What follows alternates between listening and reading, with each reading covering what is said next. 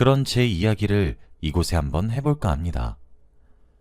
여기 계신 분들 대부분이 누군가의 죽음으로부터 커다란 상실감을 느끼신 적이 있으시겠죠? 하지만 저는 그런 상실을 참 빠르게 느꼈습니다. 저희 부모님은 운수업을 함께 하시며 돈을 버셨었는데 비가 억수같이 쏟아부은 어느 날 밤 빗길 추돌 사고가 아주 크게 나서 그 자리에서 바로 명을 달리하셨어요.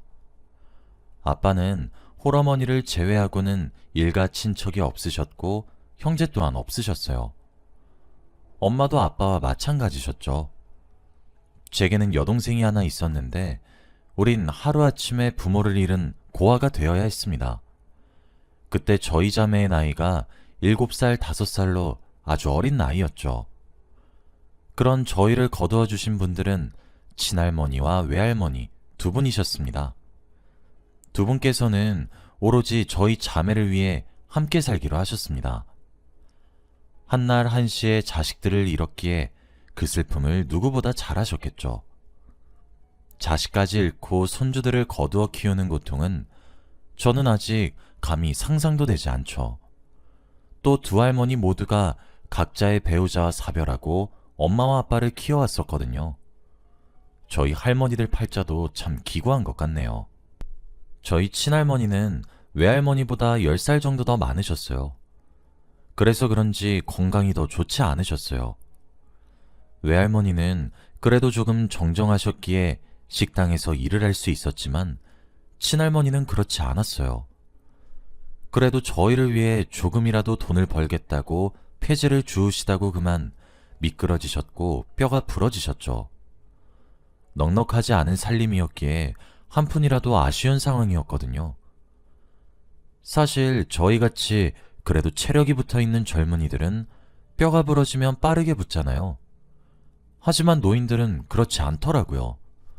어쩌면 그게 치명적인 부상일 수도 있었죠.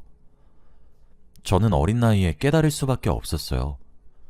결국 친할머니는 그해 겨울 내내 누워 계셨던 병실 침대를 털고 일어나지 못하셨고 우린 또 한 번의 슬픈 이별을 겪어야만 했습니다. 그때 제 나이가 중학교 3학년이었어요. 어렸을 때 어렴풋이 느꼈던 부모님의 부재와는 차원이 다를 정도의 고통이 따라오더라고요.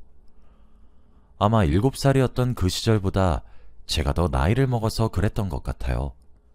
저희에게 주어진 슬픔에 정신을 차리는 것도 힘들었습니다. 하지만 슬픈 것은 저뿐만이 아니었습니다. 저희를 길러주시면서 사돈보다는 서로의 버팀목이 되어주셨던 것인지 친할머니를 잃고 서럽게 목 놓아오시는 외할머니를 보면서 저라도 정신을 차려야 했어요. 그때 자연스럽게 헤어짐을 한 번 더 준비해야 한다는 사실을 알아차렸습니다. 서럽게 눈물을 흘리시는 외할머니의 나이가 80을 바라보고 있었거든요. 저는 그 잔인한 현실이 사무치게 싫었습니다. 한 해, 두 해, 해가 지날수록 할머니는 쇠약해지셨고 저희 집은 원래도 그리 풍족하지 않았지만 더욱 가난해졌어요. 누군가는 생활비를 벌어야 했고 할머니의 병원비를 감당해야 했죠. 그리고 그 누군가는 성인을 바라보고 있는 저였습니다. 저는 공부를 무척이나 잘했었는데 학업을 연장할 순 없었습니다. 제 꿈과 욕심보다는 가족들의 안위를 책임져야 하는 가장이었거든요. 초등학교를 졸업하고 난 이후 바로 취업 전선에 뛰어들었고 작은 중소기업에 취업을 하게 되었어요. 제가 대학을 진학하지 못하는 것이 한이 되었는지 제 여동생만큼은 대학교까지 보내고 싶었습니다. 미성년자일 때는 돈을 버는 것조차 어려웠는데 확실히 취업하고 나니까 목돈을 만질 수 있게 되더군요. 그렇게 제 나이 20, 다른 사람들은 본인을 치장하고 꾸미고 캠퍼스 생활을 즐기던 때에 저는 화장기가 없는 얼굴로 아침에 출근을 해서 밤에 퇴근하는 삶을 선택했습니다. 아등바등 살았지만 열심히 살아가는 저를 보고 저희 회사 사장님이 대견하게 여기셨어요. 그리고 제게 선짜리 하나를 제안하셨죠. 그렇게 22살에 나간 선짜리에서 지금의 남편을 만났습니다. 남편은 참 좋은 사람이었습니다. 무엇보다 마음이 너무 따뜻한 사람이었어요. 말 한마디를 해도 참 다정하게 말을 했고 제게 의지가 되어 주었죠. 모든 장녀들이 그렇겠지만 저는 제가 동생과 할머니를 챙겨야만 한다는 강한 책임감을 아주 어렸던 나이부터 가지고 있었어요. 그래서 누군가에게 저를 의지한다는 것 자체가 조금 어색한 사람이었죠. 하지만 남편을 만나서 의지할 수 있는 사람이 생겼을 때의 편안함이 어떤 것인지 알게 되었어요. 그런 남편에게 제가 빠지지 않을 수 없었죠. 남편과는 3년 정도 연애를 했습니다. 제가 25살이 되던 해 결국 쇠약해진 외할머니마저 저희 자매와 이별하게 되었습니다. 할머니는 제가 성인이 되던 순간부터 조금씩 시름시름 앓기 시작하셨어요. 저희를 돌본다고 본인 몸을 챙기지 못한 것이겠죠. 불효도 이런 불효가 있을까 싶더군요. 조금씩 병약해져가는 모습을 보면서 이별을 마음속으로 준비했지만 아무리 준비된 이별도 슬프긴 매한가지라 많이 힘들었습니다. 그때 제 곁에서 남편이 참 많이 도와줬어요. 저와 여동생 둘 다 넋을 놓고 아무것도 하지 못하고 있을 때 저희 할머니의 장례 절차를 밟아줬고 조문을 받아주면서 참 많은 도움을 주었거든요. 외할머니는 친구처럼 지내셨던 친할머니와 같은 곳에 묻었습니다. 바로 옆자리예요. 차가운 땅에 유골함을 묻던 그 순간 남편이 그러더라고요. 할머님들 걱정 마시고 지연이 제가 잘 챙기겠습니다. 우리 처제인 지혜도 걱정하지 마세요. 제가 곁에 끝까지 남아 결혼도 시키고 잘 살도록 도울게요. 그러니까 편히 눈 감으시고 좋은 곳 가세요. 그 말에 저는 남편과 결혼을 결심했습니다. 남편도 그때 저와 결혼해서 세상에 외롭게 남아있는 저희 자매를 끝까지 지켜주고 싶다고 생각했다더군요. 하지만 그 과정은 그리 쉽게 진행되지는 않았습니다. 남편은 외동아들이었어요. 시아버지는 마음이 따뜻한 분이셨지만 시어머니가 정말 독한 사람이었어요. 시어머니는 머리에 띠를 두르고 단식 투쟁까지 하면서 저희의 결혼을 반대했습니다. 하지만 남편은 자신의 뜻을 굽히지 않고 저와의 결혼을 계속해서 추진했습니다. 제가 아니라면 평생 독신으로 혼자 늙어 죽겠다고 더 큰 강수를 두니 시어머니가 결국 백기를 들었죠. 당시 제 나이는 26이었고 남편은 그보다 많은 31살이었어요. 그렇게 어느 겨울날 저희는 부부가 되었습니다. 결혼하는 날 하늘에서 눈이 펑펑 쏟아져서 모든 사람들이 잘 살게 될 거라고 축복해 주셨어요. 그리고 저도 그렇게 되기를 기도했죠. 하지만 현실은 그리 쉽지만은 않았습니다. 남편은 제 여동생과 함께 셋이서 살자고 먼저 배려해 줬습니다. 사실 저도 여동생이 내내 마음에 걸렸었는데 남편이 말해줘서 고마웠어요. 하지만 이 사실을 알게 된 시어머니는 신혼집 문턱이 닳을 정도로 드나드셨죠. 당시 여동생은 저와 남편의 관계가 저로 인해 틀어지게 될까 차마 말하지 못했다더라고요. 나중에 알게 된 사실은 저희 부부가 없는 사이 제 여동생에게 그렇게 모진 말을 퍼부으셨다는 거였습니다. 제 여동생에게도 그렇게 하셨는데 제게는 어떠셨겠습니까? 저는 시어머니를 보면서 말로도 사람을 죽일 수 있다는 사실을 아주 뼈저리게 알게 되었습니다. 고아라고 우리 자매들을 일커드며 비난하고 멸시하는 것은 기본이었어요. 배운 것이 없다고 사람을 바보 취급하시는 것은 양반일 정도였죠. 저희 부모님과 할머니들 제사 지내는 것조차 못마땅해 하셨어요. 가장 마음의 비수가 되어 꽂혔던 말은 가족 잡아먹은 년들이 우리 아들 잡아먹는 건 아닌가 모르겠네 였습니다. 시어머니는 항상 저에게만 들릴 듯 말 듯 그런 폭언을 일삼았고 저는 멍청하게 입을 꾹 다물었어요. 남편은 이런 사실을 알면 시어머니에게 불같이 화를 내며 그만하라고 했었거든요. 그런데 남편이 그렇게 굴 때마다 시어머니는 저를 더욱 증오하기 시작했죠. 제 생일 하나 기억하지 않으려고 하신 건 예산일이었어요. 제가 희생하는 것이 매우 당연하다는 듯 강요하시기 시작했죠. 처음엔 저도 시어머니의 요구 조건을 다 맞춰드리려 했습니다. 그때는 그게 방법인 줄 알았거든요. 하지만 요구 조건은 날이 가면 갈수록 늘어났고 전 지쳐갔습니다. 그러기를 3년 정도 했었어요. 그 사이 여동생이 결혼을 하게 되었고 우리 집에서 분가를 시작했죠. 그걸로도 시어머니가 제게 참 많이 화내셨습니다. 여동생 혼수를 왜 내 아들 돈으로 하시냐고 하면서 말이에요. 그래도 저는 그때는 제가 모자라다고 생각해서 매번 죄송하다고 사과를 드렸어요. 그렇게 지내던 어느 날 저와 남편 사이에 드디어 사랑의 결실이 생겼습니다. 임신을 했다고 해서 제가 받는 시집살이가 사라지지는 않았지만 조금 줄어들긴 하더라고요.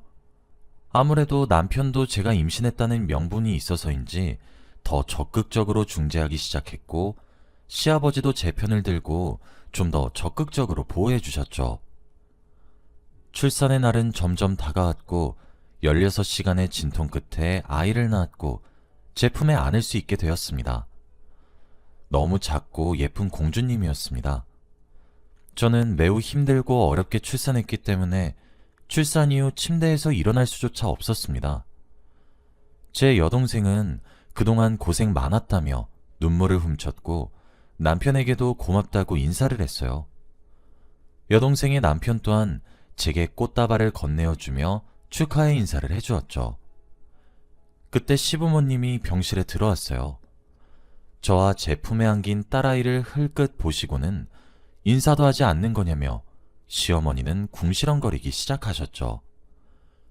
그러다 혼잣말로 들릴 듯 말 듯 에휴, 아들을 낳았어야지 라고 하시더군요. 그래도 손녀 얼굴을 보시면 웃어주겠지 작은 기대가 있었는데 아니더라고요. 시아버지는 그런 시어머니에게 여보 그만 좀 해 하며 말렸고 남편도 엄마 또 왜 그러시는 거예요? 라고 핀잔을 줬어요. 시어머니는 두 남자의 발언에 빈정이 상했던 모양이신지 애꿎은 제게 화살을 돌리셨죠. 그러고는 제게 한마디 하셨어요. 우리 아들 딸이 진짜로 맞긴 한 거니? 너무 안 닮았잖아. 널 닮아 아주 못생겼어. 전 제 두 귀를 의심했어요. 그동안 제게 부모가 없단 점, 여동생과 달리 제약벌은 고졸이란 점, 대단한 직업을 가지지 않았다는 점 등등 많은 모욕적인 말들을 결혼 생활 이후 꾹꾹 참아왔었습니다. 그런데 제가 힘들게 딸을 출산하고 나서 제 정조마저 의심을 당하니 그간 당한 서름이 터졌어요. 이제껏 저뿐만 아니라 제 여동생까지 눈치를 살살 보게 만들더니 이젠 제가 낳은 딸까지 건드리는구나 싶더군요. 여자는 약해도 엄마는 강하다고 내 새끼까지 건드리는 시어머니를 보고 저는 이성을 잃었습니다. 당장 내 병실에서 꺼지라고 성취하는 몸을 일으켜서 시어머니께 온갖 물건을 다 던졌어요. 이제껏 하지 못한 말들을 쏘아대면서 쫓아냈어요. 병원 측에서도 시댁 사람들은 근처도 오지 못하게 막아달라 요청했고요. 남편이고 시아버지고 시댁 사람들의 얼굴은 쳐다도 보기 싫더라고요. 시댁도 남편도 아마 그렇게 이성을 잃은 제 모습을 처음 보셨을 겁니다. 저는 남편의 방문도 거절했습니다. 오로지 제 여동생 부부만 제가 낳은 딸아이를 보는 것을 허락했고 여동생의 간호만 받았어요. 퇴원을 하루 앞둔 날이었습니다. 휴대폰으로 문자가 한 통 오더라고요. 시어머니였습니다. 퍼르장 머리 없는 년? 내가 이래서 집안을 봐야 된다고 했던 거다. 퇴원하고 시댁에 들려 무릎 꿇고 싹싹 빌도록 해라. 저는 그날 결심 하나를 굳혔습니다. 3주간의 산후조리를 받고 집으로 돌아오니 남편이 안절부절한 모습으로 절 기다리더군요. 남편에게 저는 전날 굳힌 결심을 말했습니다. 우리 이혼하자. 남편은 제 선언에 그러지 말라며 매달리기 시작했어요. 사실 남편을 탓할 수도 없었습니다. 제 남편은 다른 사람들과 달리 제 여동생이 인정할 정도로 많이 노력을 했어요. 그냥 시어머니가 엄청 많이 유별난 사람인 것 뿐이었거든요. 시어머니가 제게 모욕을 줄 때마다 귀신같이 나타나서 어머니, 왜 자꾸 그러세요? 그만 좀 하세요. 하며 저를 지켜주는 것은 물론 정말 많이 막아주었어요. 결혼하면서도 제 여동생과 함께 살자며 합가를 제안했던 것도 남편이었고, 여동생이 거절했을 때에도 언니 마음이 불편할 거야 하면서 여동생을 설득했던 것도 남편이었죠. 여동생이 결혼을 하게 되었을 때도 혼수를 챙겨준 사람 역시 남편이었습니다. 제게 늘 고마움과 사랑만 가져다 준 사람은 바로 제 남편이었어요. 여보, 나 이제 못하겠어. 부모가 없는 게 학벌이 나쁜 게 내 탓이야? 아니잖아. 내가 뭘 그리 큰 잘못을 했길래 내 딸까지 당신 딸이 맞냐는 그런 모욕을 면전에다가 들어야 해? 그것도 내 동생 부부 앞에서. 당신이 그동안 애써준 거 다 알아. 하지만 나 정말 이제 더는 못해. 지연아, 그러지 마. 내가 더 잘할게. 미안해. 우리 딸 태어난 지 아직 한 달도 안 되었잖아. 어? 지연아, 시댁하고 연 끊고 살자. 나만 왕래할게. 너 두 번 다시 마주치게 하지 않을게. 제발 이혼은 다시 생각해줘. 남편은 본인이 더 잘하겠다며 저를 설득했고, 저도 남편을 무척이나 사랑했기에 저와 제 딸은 시댁에 보여주지 않는다는 조건으로 이혼을 무산시켰습니다. 시아버지께서도 제 선택을 존중하다며 미안하다 연락해 오셨죠. 시어머니를 안 보니까 그제야 사는 맛이 나더군요. 남편과도 시댁 문제만 아니면 아무런 문제가 없었거든요. 그렇게 몇 년이 지나니 또 제 뱃속엔 새로운 생명이 태어났어요. 이번엔 아주 멋있는 왕자님이었죠. 저는 시댁에 제 아들도 보내지 않았습니다. 저만 연을 끊을 것이 아니라 생각해 제 딸도 아들도 남편이 인사시키고 오겠다는 것을 결사 반대했거든요. 그런데 태어난 아들이 궁금하기는 하셨던 모양인지 남편에게 계속 연락해 오기 시작했어요. 그런데 또 제가 아이를 낳아서 부모가 되기도 했고 시간도 꽤 흘러서인지 오죽하면 저렇게까지 하면서 손주들이 보고 싶을까 싶었어요. 미웠던 마음도 많이 희석이 되어 있기도 했고요. 그래서 1년에 명절 하루 정도 애들 얼굴을 보여주고 그러기 시작하다 다시 왕래를 하기 시작했죠. 제가 미쳤던 거죠. 사람은 쉽게 변하지 않는데 말이에요. 시어머니는 그대로 독불장군이셨고 할 말 못할 말을 가리지 않으셨죠. 하지만 저는 달라졌습니다. 저는 제 아이들을 지켜야 했어요. 그래서 그 옛날 지고지순하고 온순했던 며느리는 하지 않기로 했죠. 시어머니가 부당하게 행동하면 그 자리에 누가 있든 없든 신경 쓰지 않고 부당하다 말을 하기 시작했고, 제 말에 시어머니가 화가 나서 난리를 치기 시작하면 저는 눈을 뒤집으면서 더 크게 난리를 쳤습니다. 시어머니가 빽 소리를 지르면 저는 더 크고 더 길게 악을 썼죠. 제 딸아이를 괴롭히는 시어머니 손을 찰싹 때리면서 하지 말라고 무안을 주고 화도 냈고, 저를 밀쳐 넘어뜨리면 저도 시어머니를 밀쳐 넘어뜨렸습니다. 그래도 늙은 신분이라 침대 위나 소파 위쪽으로 말이에요.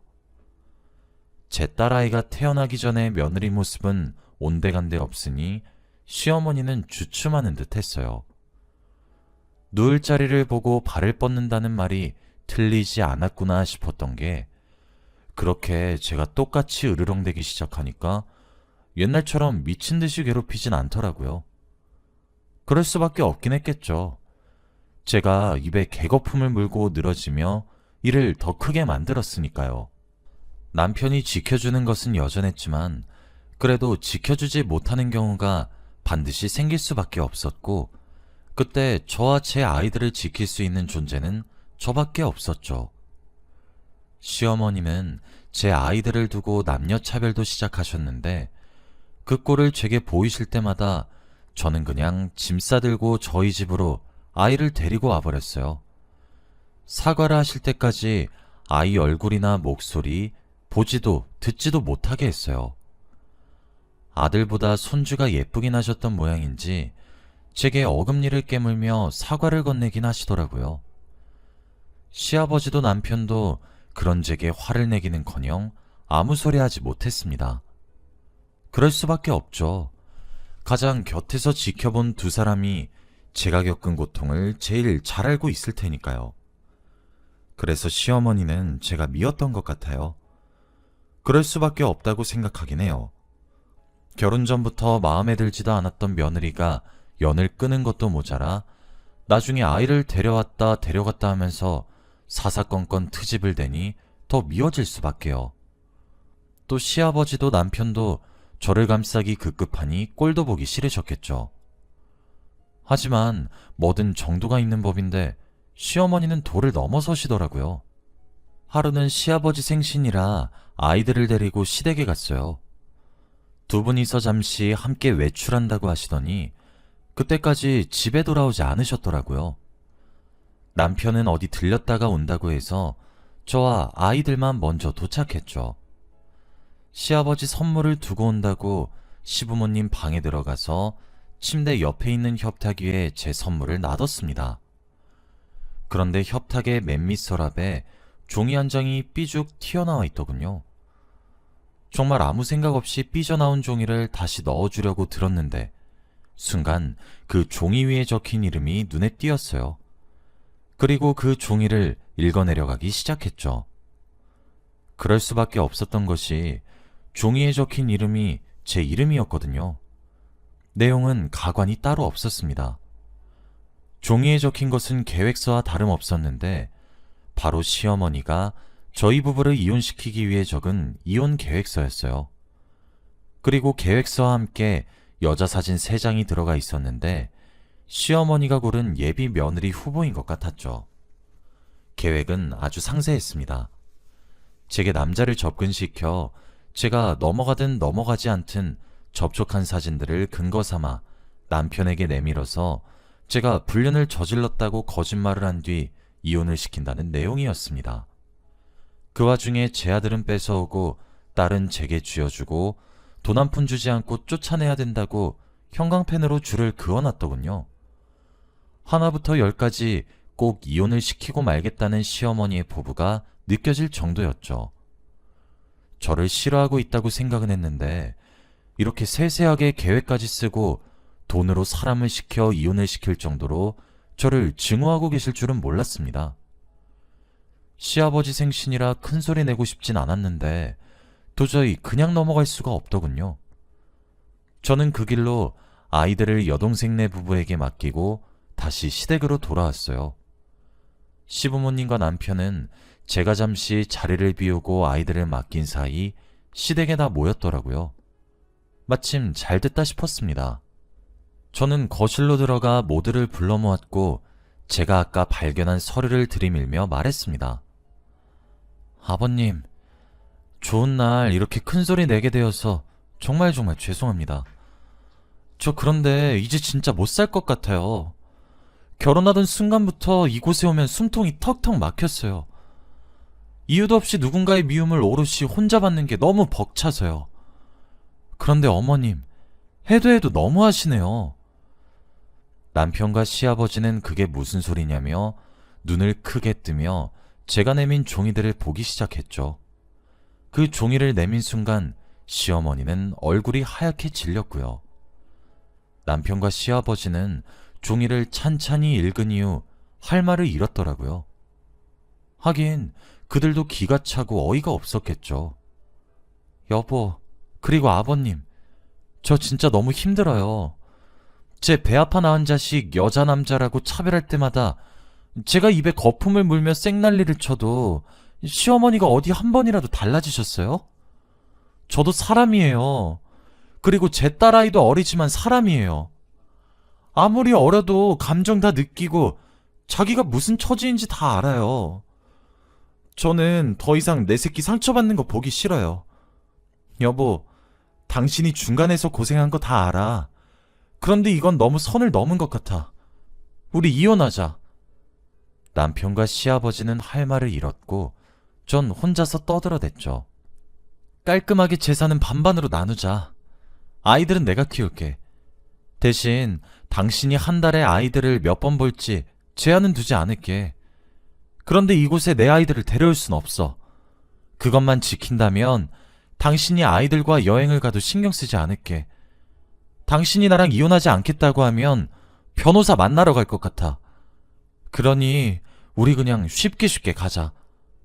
전 제 할 말만 하고 그 자리를 떠났습니다.